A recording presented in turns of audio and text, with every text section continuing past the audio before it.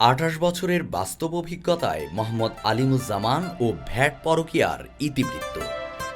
সুদীর্ঘ ২৮ বছর accounts, VAT tax ও customs নিয়ে কাজ করার ফলে বিভাগ সময়ের মধ্যে প্রেম খুব ভালো বোঝেন। বিভাগ সময়ের প্রেম থেকে তৈরি হয় ভ্যাট আইনের নতুন ও পুরাতনের আইনের পরকীয়া। পুরাতন ও নতুন আইনের সংমিশ্রণে জটিলতার মাত্রা এমন জায়গায় গিয়েছে, সেটা থেকে বের হতে যা করা হচ্ছে সেটা আবার ভিন্ন মাত্রার জটিলতা তৈরি করছে।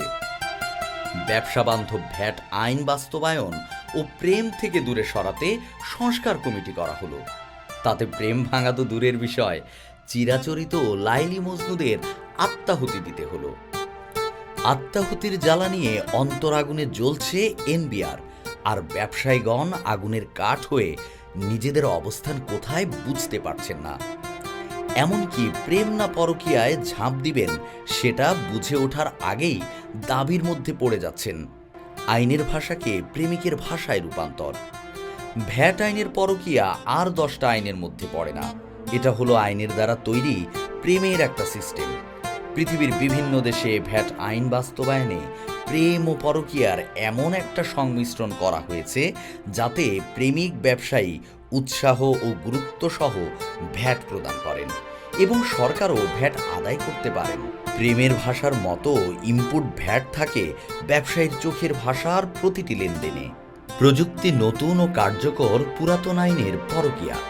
ডিজিটাল ভ্যাট বাংলাদেশের জন্য রাস্তায় থাকা ব্রডব্যান্ড লাইনের মতো। সিটি কর্পোরেশন কেটে দিলে শেষ। যা খেলে গুষ্টি বাঁচবে সেটা না এনে বাজার থেকে চাল কিনেছে। একজন পান খাওয়া মানুষের জন্য যেমন এটা স্বাভাবিক চিন্তা, তেমনি ব্রডব্যান্ড দিয়ে সব চললেও সেটাই আইটি এনেবল সার্ভিস না। তাহলে ভ্যাট অটোমেশনের স্বপ্ন আর আমার ছোট ছেলের এই বয়সে ল্যাম্বরগিনি গাড়ি কেনার চিন্তা সমান।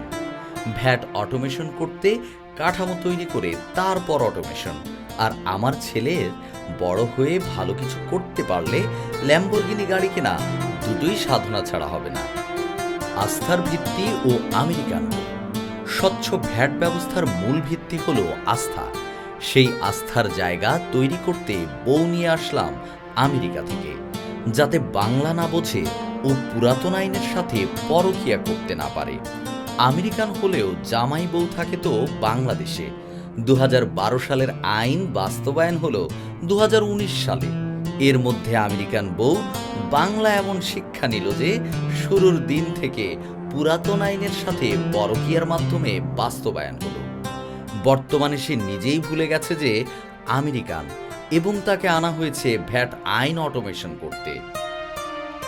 আর ব্যবসায়ী এই দুই বইয়ের পরকীয়ায় ভুলে গেছে এটা কি পরকীয়া না ভ্যাট আইন।